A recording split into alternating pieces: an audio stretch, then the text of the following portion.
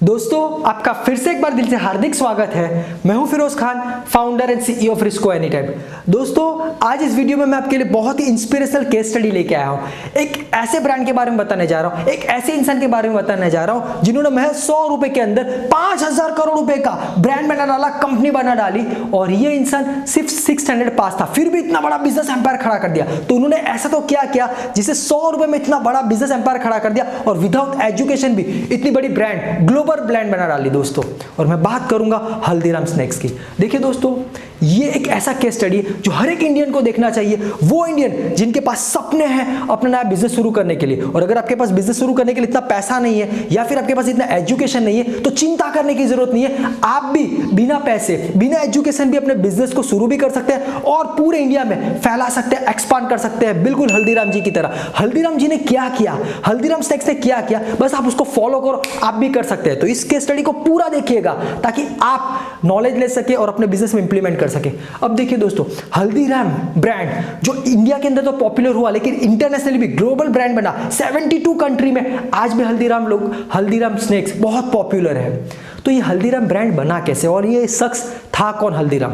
देखिए दोस्तों, अब ये हल्दीराम स्नैक्स के जो फाउंडर थे उनका ओरिजिनल नाम हल्दीराम नहीं था, उनका ओरिजिनल नाम था गंगा बिशन अग्रवाल। इनका जन्म बीकानेर में हुआ था। जी हाँ, राजस्थान के बीकानेर में हुआ था। क्योंकि bye born Ganga ji bye born इतने गोरे थे, इतने वाइट थे कि उनको प्यार से घर के अंदर सब हल्दिया कहते थे, प्यार से घर वाले हल्दिया कहते थे। और घर वालों के साथ साथ मोहल्ले वाले, दोस्त, रिश्तेदार, पड़ोसी सब हल्दिया हल्दिया हल्दिया करके उसके बुलाते थे। इसीलिए उनका born and brought up Haldia नाम से हुआ। ज्यादातर लोग उनको बीकानेर के अंदर हल्दिया नाम से जानते थे और कुछ लोग ही थे जो गंगा जी के नाम से जानते थे। जी हाँ दोस्तों, अब हुआ ये कि ये जो हल्दिया जी थे यानी कि गंगा जी थे, जिनको हम हल्दीराम जी कहेंगे, ये हल्दीराम जी ये मारवाड़ी फैमिली से बिलोंग करते थे।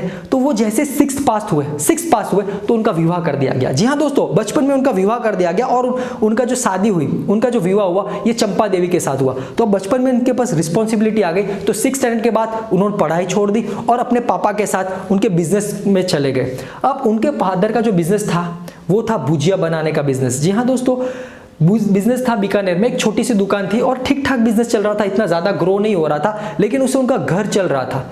अब सबसे इंपॉर्टेंट चीज उस घर में ये थी दोस्तों, सबसे बड़ी बात ये थी उस घर में कि जॉइंट फैमिली में लोग रहते थे। जी हाँ, बहुत बड़ी फैमिली थी। उनके पिताजी के भाई भी उनके साथ रहते, उनकी भी बहुत बड़ी फैमिली थी और सारी पूरी फैमिली एक ही दुकान पर निर्भर थी।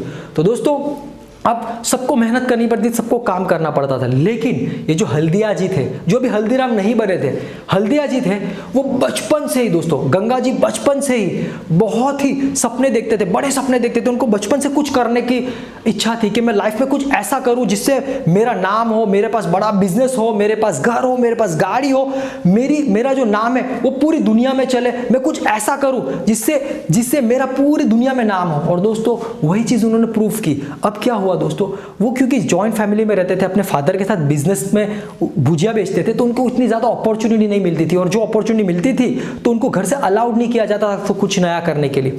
एक दिन उन्होंने क्या किया दोस्तों, कि देखा कि पूरे बीकानेर के अंदर ऐसी मोटी सी भुजिया बिकती है, हर एक भुजिया सेम दिखती है। तो क्या होता था दोस्तों, बहुत कंपटीशन का सामना करना पड़ता था। तो उन्होंने सोचा कि एक इंसान 200 ग्राम से ज्यादा अगर भुजिया खाता है तो वो फिर खा ही नहीं सकता, पेट फुल हो जाता है। तो कुछ ऐसा क्यों ना करा जाए कि इंसान डबल भुजिया खाने लगे तो कंजप्शन बढ़ जाएगा, तो बिजनेस भी बढ़ जाएगा। तो उन्होंने क्या किया, जी हाँ दोस्तों, इतने छोटे सी उम्र के अंदर हल्दीराम जी ने क्या किया, भुजिया जो मोटी हुआ करती थी उसको पतली सी बनाने का सोचा। सेव भुजिया बना दी उन्होंने और इतनी क्रंची और इतनी टेस्टी बनाई दोस्तों, इतनी चटाकेदार बनाई कि ऐसा मुंह में देखने से पानी आ जाता था। अब हुआ ये कि जब उन्होंने बनाई और बेचने के लिए दुकान पे लेके गए तो पूरे घर वालों ने अपोज कर दिया कि ये नहीं बेचनी है, अगर ये बेचेंगे तो नाम बिगड़ जाएगा, अगर किसी ने खरीदी नहीं तो हमारा इतने सालों का बनाया बिराया अग्रवाल जी का नाम बिगड़ जाएगा।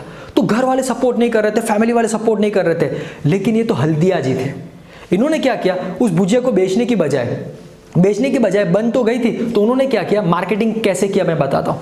अब जो लोग भी कस्टमर उनकी पुरानी भुजिया खरीदने आते थे दुकान पे, उनके पिताजी जो लोग भी मोटी भुजिया खरीदते थे, तो ये जो हल्दिया जी थे वो अपनी सेव भुजिया फ्री में लोगों को टेस्ट करवाते थे, फ्री में टेस्ट करवाते थे। और जो लोग भी टेस्ट कर लेते थे, वो टेस्ट करने के बाद जो भुजिया खरीदते थे मोटी वाली, उसके साथ साथ ये छोटी सी सेव भुजिया भी खरीद लेते थे। और सेव भुजिया खरीद के जब कस्टमर घर लेके जाता था और घर वाले जब वो सेव भुजिया खाते थे, तो नेक्स्ट टाइम बड़ी भुजिया की जगह पर छोटी भुजिया लोग खरीदते थे। और इस तरीके से करते करते उन्होंने बहुत बड़ा मार्केट कर लिया। और महज 2 साल के अंदर दोस्तों बड़ी भुजिया को उस बिजनेस ने रिप्लेस कर दिया। जी हाँ, छोटी भुजिया ने रिप्लेस कर दिया और बहुत ज्यादा छोटी भुजिया पॉपुलर हुई और बहुत बड़ा बिजनेस करने लगे। जी हाँ दोस्तों, इनके ये इनोवेशन से अग्रवाल फैमिली का जो बिजनेस था वो दुगना हो गया था। वो बिजनेस जो ठीक ठाक चल नहीं रहा था, अब चलने लगा और बीकानेर के अंदर इनका नाम बढ़ने लगा अग्रवाल जी का, क्योंकि ये सेव भुजिया कोई और नहीं बना रहा था, केवल ये अग्रवाल जी बना रहे थे, उनकी दुकान पे ही बना रहे थे।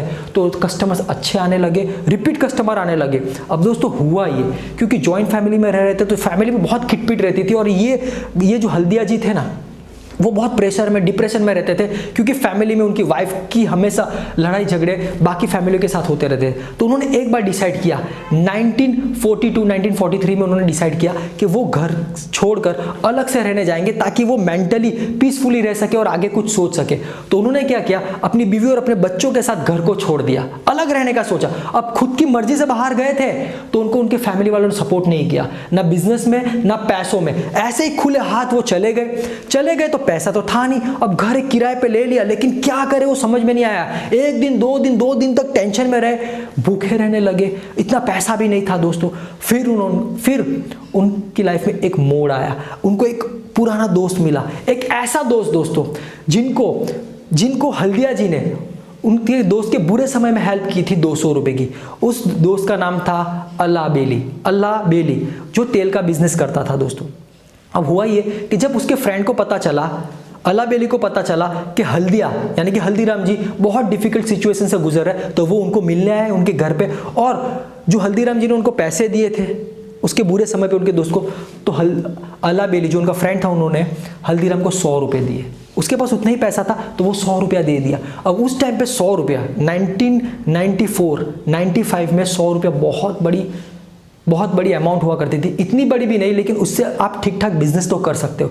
अब ये 100 रुपया जब दिया तो ये एक ऐसा 100 रुपया था, एक ऐसा मोड़ था जिसने फाउंडेशन रख दिया था हल्दीराम स्नैक्स का। ये ऐसा 100 रुपया था जो आगे चल के 5000 करोड़ रुपए का बिजनेस एम्पायर बनने जा रहा था दोस्तों। ये 100 रुपया देने के बाद दोस्त तो चला गया। अब घर में बैठकर उन्होंने अपनी बीवी अपने बच्चों से मशवरा किया, बातचीत की कि अब कौन सा बिजनेस घर से स्टार्ट किया जाए महज 100 रुपए में।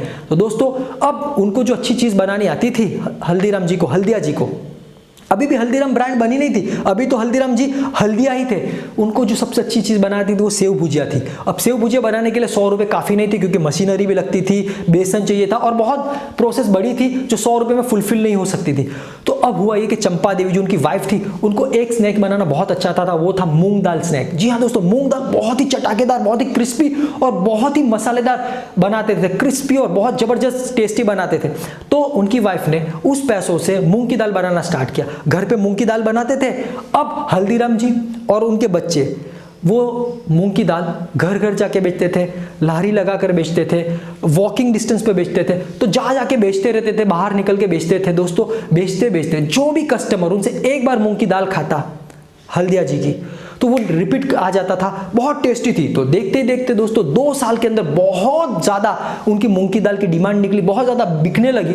तो हल्दीराम जो जी थे, हल्दिया जी, तो वो पैसे को सेव करने लगे। और पैसा सेव करने के बाद 1946 में फाइनली उन्होंने बीकानेर के अंदर अपनी खुद की एक किराए पे दुकान ली और वहां पर अपना जो पहला पसंद का बिजनेस था सेव भुजिया का, वो स्टार्ट किया।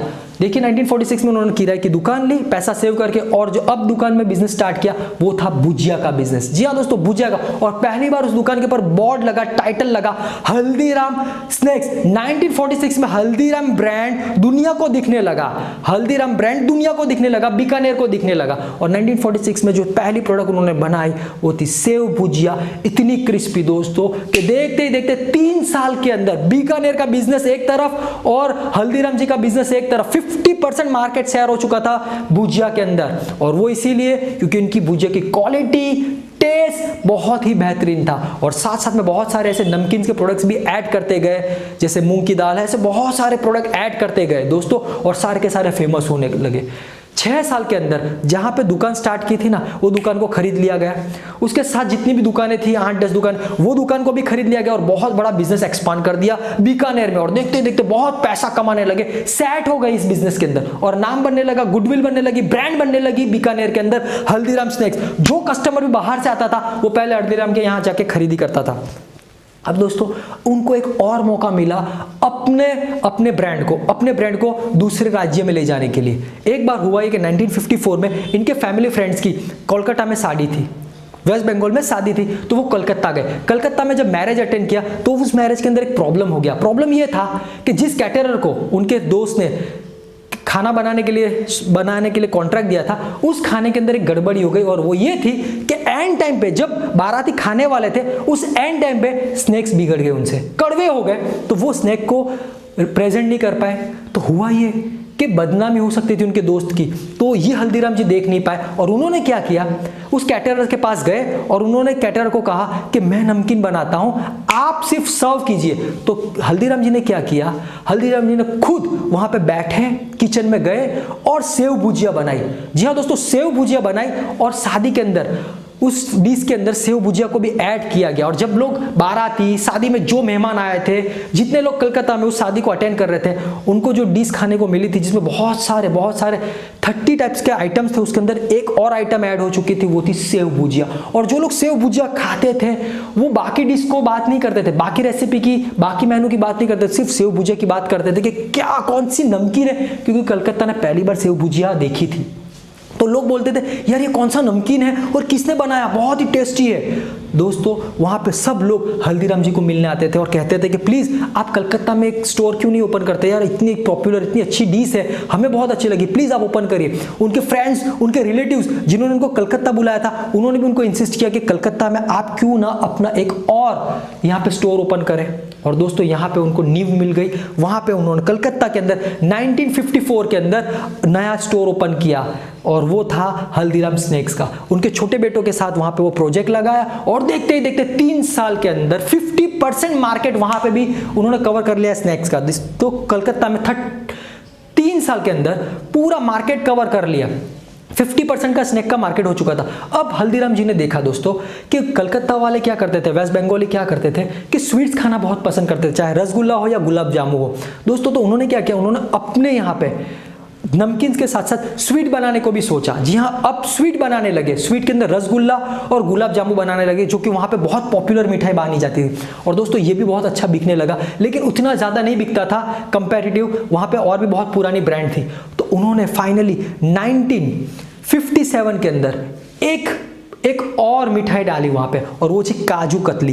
काजू कतली जब डाली दोस्तों, जब बनाई तो इतनी फेमस हुई, उन्होंने वही मार्केटिंग स्ट्रेटेजी यूज करी। कोई स्वीट लेना आता था, कोई नमकीन लेना आता था, तो काजू कतली फ्री में टेस्ट करवा लेते थे। और जो लोग टेस्ट करते थे वो लोग काजू कतली खरीद लेते थे और घर पे जाके जब खाती थी फैमिली तो फिर काजू कतली मांगते थे। और देखते देखते काजू कतली का बिजनेस इतना बड़ा हो गया दोस्तों, इतना बड़ा हो गया कि केवल कलकत्ता में भी आज भी महीने के 20 लाख किलो काजू कतली केवल हल्दीराम जी बेच डालते हैं। दोस्तों हल्दीराम ब्रांड आज भी 20 लाख किलो काजू कतरी केवल कलकत्ता में बेच डालते, इतनी पॉपुलर हुई दोस्तों। और वहां से उनको एक नई कैटेगरी मिल गई स्वीट्स की, उसमें स्वीट्स में भी नाम हो गया।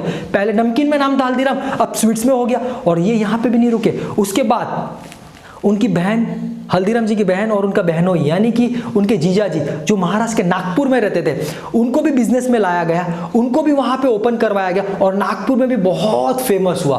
और उसके बाद यहां पे भी नहीं रुके हल्दीराम जी, उसके बाद उनके बड़े बेटे के साथ दिल्ली के अंदर एक यूनिट ओपन किया गया, दुकान ओपन की गई, वहां पे भी नमकीन बेचा गया, वो नमकीन भी फेमस हुआ, स्वीट बेची गई, स्वीट भी फेमस हुई। और दिल्ली के अंदर सोन पापड़ी बनाई और सोन पापड़ी इतनी फेमस हुई दोस्तों कि दिल्ली का मार्केट भी कवर कर लिया गया।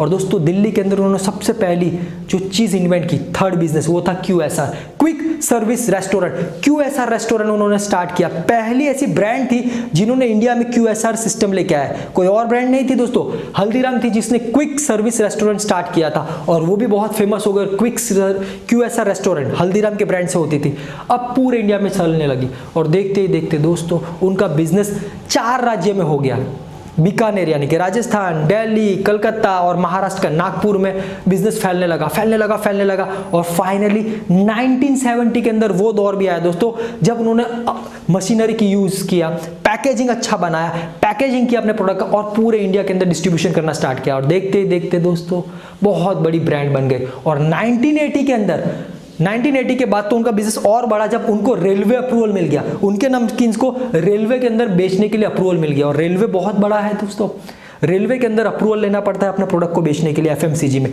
तो उनको अप्रूवल मिल गया। तो 1980 के बाद उनके प्रोडक्ट रेलवे में बिकने लगे। जो ट्रेन से सफर करते हैं वो रेल के अंदर अप्रूवल ब्रांड खा सकते हैं। तो हल्दीराम का स्नैक्स बहुत बिकने लगा दोस्तों और देखते ही देखते इंडिया की बहुत बड़ी ब्रांड बन गई। अभी यहाँ पे भी नहीं रुके, 1991 के बाद ग्लोबलाइजेशन आया। जी हाँ दोस्तों, ग्लोबलाइजेशन आया, उन्होंने क्या किया, अपने प्रोडक्ट को फिर एक्सपोर्ट करना शुरू कर दिया और देखते ही देखते 2000 तक 72 कंट्री में उन्होंने अपने प्रोडक्ट को एक्सपोर्ट किया।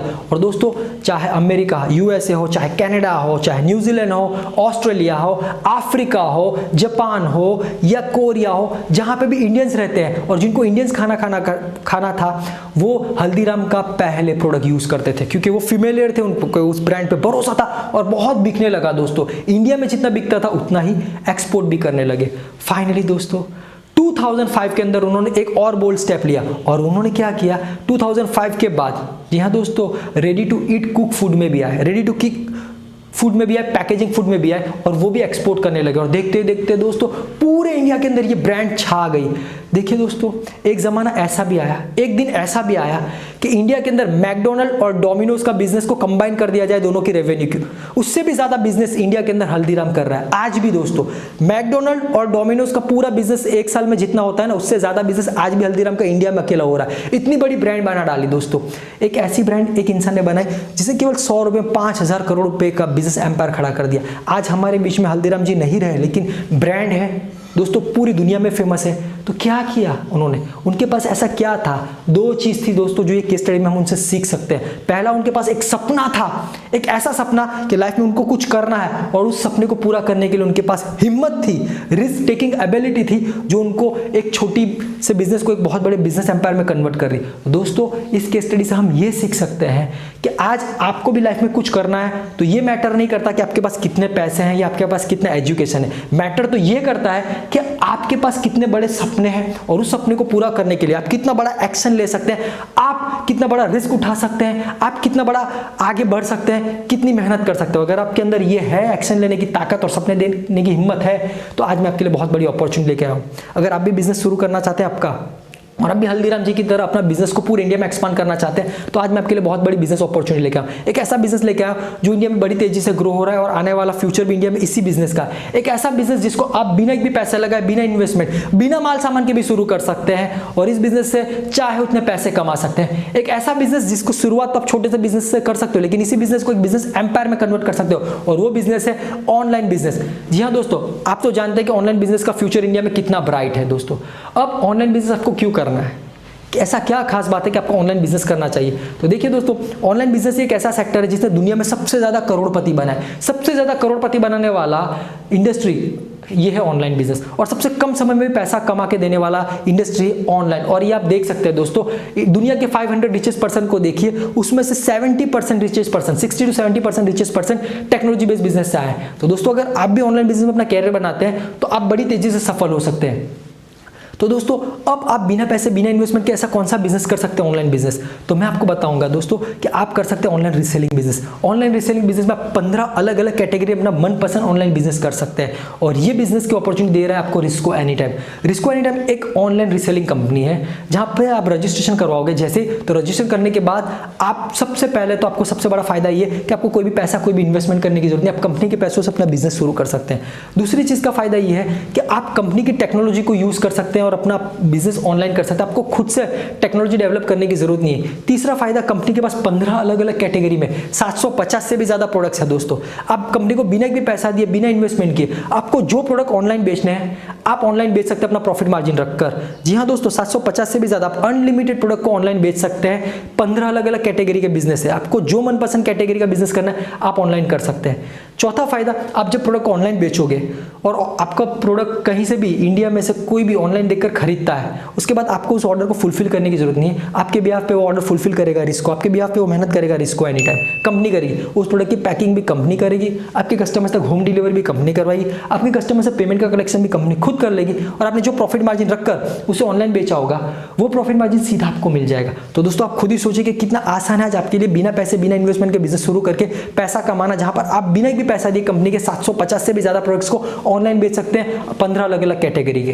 तो दोस्तों अगर आप इंटरेस्टेड और इतनी बड़ी अपॉर्चुनिटी का फायदा उठाकर आप अपना नया ऑनलाइन रीसेलिंग बिजनेस शुरू करना चाहते हैं तो ये कैसे कर सकते हैं? इसके लिए आपको रिस्को एनीटाइम के बिजनेस प्लेटफॉर्म पे रजिस्ट्रेशन करवाना पड़ेगा, और रजिस्ट्रेशन करने के लिए मैंने नीचे डिस्क्रिप्शन में जो पहले लिंक दिए direct register to start business, आप उसे क्लिक करके रजिस्ट्रेशन करवा के आज आप अपना नया ऑनलाइन बिजनेस शुरू कर सकते हैं और आप भी अपने बिजनेस को हल्दीराम जी की तरह पूरे इंडिया में एक्सपांड कर सकते हैं। Thank you very much.